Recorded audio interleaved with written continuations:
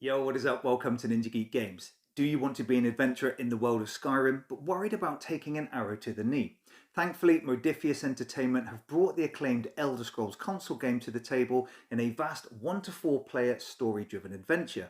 Here, you're a member of the Blades, an organisation sworn to those of Dragonblood in the midst of political conspiracies and war. During the game, your heroic character will need to travel the land, progressing through various quests, battling hardened enemies and monsters, as well as learning new skills and forging powerful weapons and armour. The game is campaign based, so you can play through a linking series of chapters and stories, but you can also play these as a standalone experience. Now, whilst my cousin is out fighting dragons, what do I get? Review duty. Skyrim the Adventure Game was initially a GameFound campaign that is now available at retail. The game has 2 campaigns, but each is made up of a number of chapters, and I've also played these solo. I won't be giving away any spoilers, but I will discuss my thoughts on the whole campaign, as well as the game mechanics and components. So, let's look what's in the box. We'll start with a game board representing the world map. It's huge and looks quite busy. The land is made up of 9 holds to include the Rift, the Reach, Whiterun and others that I can't pronounce, and each of these is separated by a coloured border. Within each hold are the well-known strongholds of Skyrim, and this table here indicates what can be bought at the market as well as the stronghold's level of unrest. The map is also made up of various dungeon locations, so here we have mines, ruins and tombs, as well as wilderness spaces all linked by roads and paths. Lastly, there are spaces for the event deck, active and discarded cards, as well as an area for world quests that are open for all players to attempt. The artwork for the world map is great, I really like it and it's huge. It's easy to identify the various spaces such as dungeon, stronghold and wilderness areas, but the separate holds can be quite difficult to make out, especially if sat at opposite ends of the table, unless you know a great deal of the Elder Scrolls lore and already know the map layout. At times you may find yourself searching for a particular stronghold or hold area that's right in front of you, unless you have the eyes of a Khajiit. The heroic characters are represented by finely detailed miniatures that I am really looking forward to painting. Each comes with a double-sided character card for male and female forms, and these list your hero's starting skills and abilities and those that can be claimed during the game. The player boards are thick cardstock and do appear a little basic when compared to the rest of the components. All equipment is stored in the space around these, where you have areas for active or equipped armour, weapons and items, as well as those stored in your backpack and an area for active quests. Your character stats are represented by cubes for health, stamina and magicka, and there are areas to place learned skills, which are these little tokens, any gained resources and earned experience. Your hard-earned cash can be placed here, but if you manage to get the metal coins, then you'll have to store these elsewhere as they're pretty chunky. The remaining components comprise a vast quantity of cards split into multiple decks.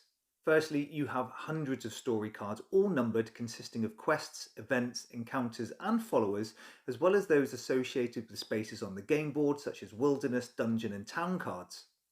The item cards are split into various decks that are available at certain strongholds, or as rewards, as well as decks of upgrades that can be gained from crafting and enchanting.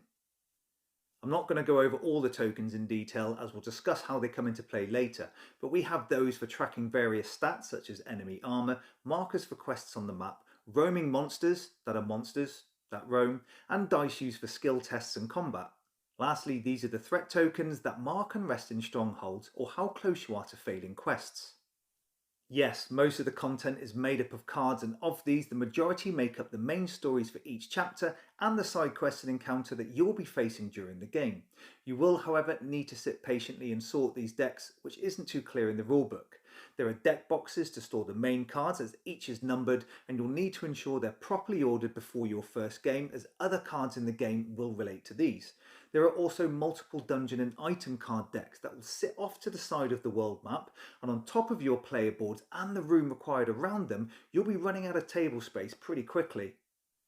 Be warned, the game tokens are tiny, and some even have illustrations, numbers that relate to quantity or particular cards, so you'll need to have the eyes of a Khajiit.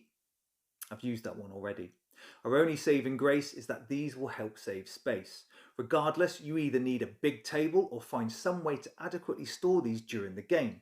I use a combination of tubs, business card holders and trays from the Clear series to help with this, but they are nicely detailed and of a decent quality. For the miniatures, they are awesome and you get to choose from the Khajiit, Orc, High Elf, Human, Dark Elf and Mage, although they all have their unique Skyrim titles such as Imperial and Nord. At the start of the game, you choose your hero and equip them with basic items and set the game up based on the scenario rules. This will include creating a deck of event cards, giving each player a main quest to follow, or closing strongholds. During the game, events will change the state of the world, whether opening up further quests, increasing threat, or adding a particular rule. Players are then free to move about the map, exploring dungeons or attempting required quests. Although players have their own main quests, they will have the opportunity to gain personal ones like side quests, as well as open world quests.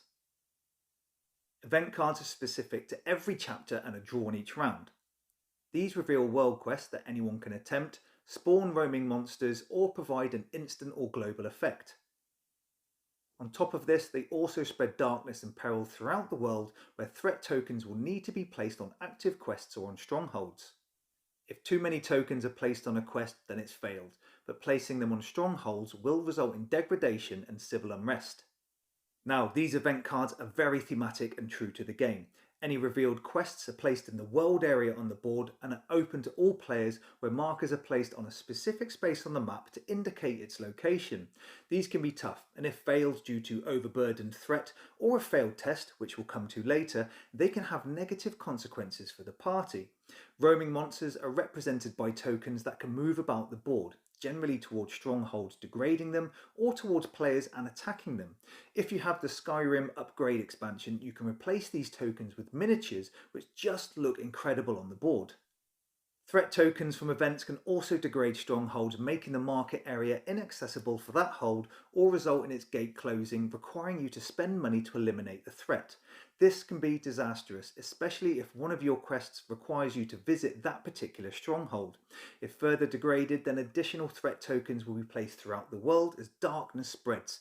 Think pandemic when a city is overrun, so you'll need to ensure you have open quests to act as a buffer or complete those close to failure. The land of Skyrim is vast, and your heroes will need to travel far and wide to attempt their quests and complete the scenario. These are shown by markers specific to either a player or those from the world map area. Movement is simple, just move your character up to 4 spaces following the roads and paths, although you can move further by purchasing one of these. It's a horse, of course. If you need to travel greater distances, you can pay for an Uber to travel from one stronghold to another, but the cost is dependent on how many holds you cross. Any roaming monsters will block movement, meaning you either have to find another route or fight them. During the game, you'll have many options when moving. You can choose to move to a quest location, or an encounter such as a town, wilderness or dungeon space, or even into the path of a roaming monster, and this all depends on your need. If a monster is in the way or on a location you need to get to, then you may want to get rid of it. Dungeons provide coin and treasure, and other counters may provide you with followers, but not the Instagram type. If playing multiplayer, the whole party carries out this movement at the same time. This means you can discuss your intentions, as you may want to team up to take on enemies in a dungeon or trade equipment. This table talk is a great part of the game, as you get to learn about other players' skills and abilities and what their quests require, so you may be able to support them later. Let's talk quests, as this is essentially the heart of Skyrim and the main aspect of the console game. Each chapter generally lets you choose one of a few main quests, and with multiple players you'll be able to discuss which to take, although you should only read the title. These main quests will lead to further quests and also give you options on how you wish your character to develop, with choices on completion. For instance, do you assassinate your target or pay someone else to do it? Do you take orders from the Jarl or refuse them? Each choice will provide you with a different branching story that leads to various ways to end the chapter. Carrying out town or wilderness encounters provides you with personal side quests or even followers that can be used to aid combat, and world quests that are open for all characters to attempt. So, are you expected to rescue fair maidens from a tower? Not quite, most are a little darker. At the start, you'll visit specific locations and carry out skill tests and get a reward, but others become a little more layered and complex, such as turning in particular treasure cards, finding a number of resource components, or crafting an item. These are great as they further open up more avenues for your turn, as you'll have a few options on how to claim these. Your personal and main quests provide some lore and the location you need to visit, followed by the objective, which could be to carry out a skill test or draw an encounter that will result in combat. Skill tests require you to roll 3 dice, gaining additional if your character has learned the skill or has equipment that matches any keyword on the objective. If the values of your roll meet or exceed the result requirement, you have successfully passed and completed the quest. There is a push your luck element here because you can opt to spend a specific resource, normally coin or a crafting component, to roll extra dice if you have failed. The outcome and reward are located on the back of the card, and dependent on the quest, you may have a few options to advance and progress through the story. World quests are similar, except they show the outcome on the front of the card. Skill tests are simple to carry out, but if known in advance, you can look to tailor character development to support completing the objective for additional dice, especially if a main quest. I like the push your luck element, as you could admit defeat and follow the failure section, which could have repercussions later, or you can prep and try and locate or buy some of the required components to trade for extra dice before attempting it. Combat, whether the requirement of a quest, dungeon encounter or roaming monster, will happen often and is also heavily focused on dice. I like the combat mechanic. You could face multiple enemies, traps, become ambushed, and even get a chance to sneak for devastating attacks. Combat is essentially a series of skill tests similar to those on quests, but you get a choice of weapons to use and the attack types from the various equipment cards that you own. The number of enemies and type faced in dungeons vary from chapter to chapter, and those revealed from encounters and roaming monsters will depend on the story card number that you're expected to draw. Each enemy has a number of attack types, as well as one or more types of armour that you'll need to penetrate in order to defeat them. The enemy attack type and damage will depend on the outcome of a single dice roll, and therefore is generally randomised. For your character's action, you get to choose to defend with a block or dodge action, or attack with the options outlined on your weapon card. These actions cost stamina and require a dice roll in the same fashion as a quest skill test, again gaining bonus dice if your character has skills or equipment with the same keyword as the weapon's attack. If the enemy succeeds, you'll lose health that may include stamina as well as magicka, which is used when casting a spell instead of wielding a weapon. If your roll meets the attack requirement of your weapon card, then the enemy will lose armor value from one type recorded using coloured cubes. If defeated, you gain any rewards, but you may have to contend with the next enemy in line, where the encounter is not completed unless you escape or defeat all enemies present. Combat has a few tough decisions to make in order to succeed. First, the enemy roll is made, and then you get to decide whether to attack or defend. If defending, you make your block or dodge roll, where if successful, you negate all damage and their attack is missed. However, if you decide to attack, you first need to take any damage the enemy inflicted from their action before you make your roll. Therefore, you need to assess what the enemy will do before you take your action. It could be risky going in for attack if the enemy is likely to inflict a high amount of damage. You can swap weapons from your backpack between rounds, but this will cost you stamina. Bows are fun to use as they have an aim action providing high damage at low cost, but this action can only be used once. Two-handed weapons are especially brutal, but negate the option for holding a shield, so it's harder to reduce damage, unless you get good armour. Which brings me on to damage. The way damage is dealt and avoided is quite intuitive. Firstly, attacks and spells will deal heavy, light or magic damage. If you have matching armour that includes chest plates and helms, you may be able to negate some or all the damage. If you don't, you'll take the full brunt of the attack, which is why it's important to utilise those block and dodge actions wisely. Some attacks give you a choice of the attack type, so you have to decide which is better to use with different enemies. You'll want to use the type that deals as much damage as possible, but as most enemies will have multiple armour types, you'll need to assess this carefully. Likewise, if any enemy has multiple attack types, they get to choose the one that does the most damage to your character. Some characters can even sneak up on unsuspecting enemies to deal devastating attacks, and if you have the correct weapon, you can even double the amount of damage, which is awesome. Again, you'll need the correct skills for this, and it's quite thematic, as you can't do this if you've got heavy armour. I suppose you're too noisy. An orc with sneak, lol. Some encounters can be traps that get pulled to the front of the queue. You attack them as you would an enemy, which I thought was a little odd.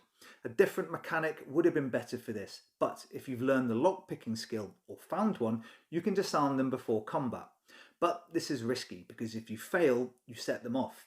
Also, you're not happy with your combat roll, you can spend stamina to gain additional dice, but the number of times you can do this is dependent on the character's level. As this is co-op, there is nothing better than joining forces and having multiple characters team up and take on a dungeon together. Two blades are better than one. Although this may make it easier, you do have to share the spoils if completed, and some could be a unique weapon. However, some powerful enemies attack all players, meaning some characters will not get a chance to evade if it's not their turn, so be warned. During the game, you can get followers or reanimate corpses during combat that get a free attack before the enemy. My favourite is either the bandit, where a bad roll results in them stealing your own money, or a tavern thug that could end up only providing a mere slap to the enemy. Pitiful. Of course, this wouldn't be a story-driven RPG if you couldn't level up or purchase equipment from wandering merchants or markets. Experience is represented as tokens that are spent to gain new skills and increase your stat tracks, with the cost increasing each time. There are 18 skills to choose from, and each is added to your player board once learned that can give extra dice to skill tests and also provide bonus abilities such as drawing additional cards at the market. Level up enough and your skill tokens can be flipped to the legendary side, but this does make enemies a little tougher as previously unusable attacks are now active. As the game progresses and characters increase their stats, this results in weaker dungeon cards being removed from the stats that creates a more challenging adventure the more experienced your party gets. At a stronghold, you can visit the market to buy a horse or buy and sell components and items. Each market has one or more item decks that you can choose from. You need to pay coin to draw cards from your chosen deck on top of paying for the item you wish to buy. If you have any component resources, you can also attempt to craft items where you can search the item deck and pay the cost. These components can also be used to upgrade or enchant your existing items. These permanently attach to weapons and armour to bulk their armour value, increase damage, or give an ongoing ability. If strapped for cash, you can also turn in items for the coin value. It's quite important to purchase new equipment and upgrade items when you get the chance, but again, there is a push your luck element. At times you may pay coin to reveal item cards only to find you don't have enough to pay for the revealed weapon, which is frustrating. This is similar with upgrades and enchantments, as you have to pay coin before drawing, and therefore it may be a useless action if the card isn't suitable. Some of you may not like this aspect, but if you go to the market with the scrapings of your wallet, then expect to be disappointed. This can somewhat be negated by taking on personal quests and encounters to assure you have the required resources or learning particular skills to draw extra cards at the market. Therefore, make certain you're well supplied or else you risk being burned, or look to trade with your fellow adventurers. Skyrim the Adventure Game delivers a well-scripted narrative and fantastic branching stories throughout. Fans of the IP will be provided with a nostalgic experience, and others will be rewarded with an engaging RPG system. Skyrim offers lots of decisions, so you don't have to take a linear route to completion, as you'll need to delve into dungeons, visit markets and encounter spaces to ensure you are fully equipped to deal with future and ongoing quests. I think the way threat increases from event cards and how dungeons become increasingly difficult is well thought out and subtly applies pressure so that the game becomes a true adventure with risk and danger.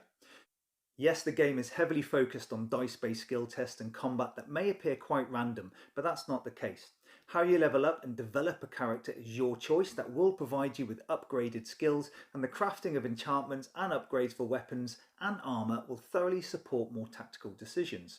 Skyrim is not a heavy or deep game, but does require forward thinking.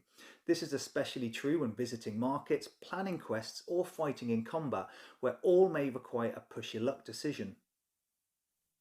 The components are detailed, especially the miniatures, but my only concern is the size of the tokens.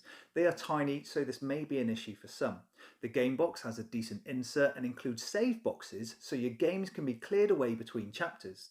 Table talk between players is fun, but a chapter can take a few hours at the higher player count, where you could see some downtime between turns, especially if there are dungeon encounters with multiple enemies. Combat is a simple mechanic, and I like the fact you have to make decisions after learning the enemy's actions, where the addition of followers or co-op support is well received. Once the game is learned and understood, it plays well. You may find it a bit tedious continually drawing and discarding or placing cards back in order, but as long as you've sorted the table area adequately, this becomes quite routine. But learning the game is hard. The rulebook is very disjointed with sections split up, so it's a tough grind to understand the flow of the game. For instance, you have roaming monsters, movement and the market area in the first section, but upgrades and enchantments that are carried out during the market phase at the end of the rulebook. There are very few examples and lots of texts, over 50 pages for a game that's quite simple to play. It wasn't clear how crafting takes place, as the rulebook indicates the equipment deck that's hard to decipher over what the treasure decks are. Also, the various holds on the board are not discussed fully in the rulebook and not actually clearly marked out until you look at the tutorial, and this also has some errors with regards to the page numbers. Once past the rules, you have a great adventure game true to the IP. Solo play is awesome with some small addition to the rules where event cards are drawn every other round. However, I've also played solo two-handed, which is great if you want to get used to playing with all the characters. Yes, this will ultimately slow the game, but I think it's a great way to play, although you may become lost with multiple storylines if you're not paying attention.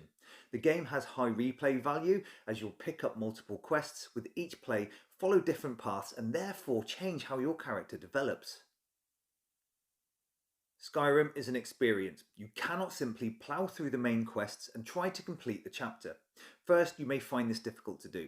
For instance, you'll need additional side quests to create buffer areas for those threat tokens, and they provide valuable rewards. You'll also need to trade and gain equipment to support your learned skills and abilities. Modiphius have supported a beautiful and immersive world that yearns exploration to get the best gaming experience where you unfold an amazing story. I love my adventure games and character development and think Skyrim does this very well. I recommend this for both solo play and multiplayer, especially if you enjoy story-driven adventure games. Thanks for watching. This is Ninja Geek Games. Cheers.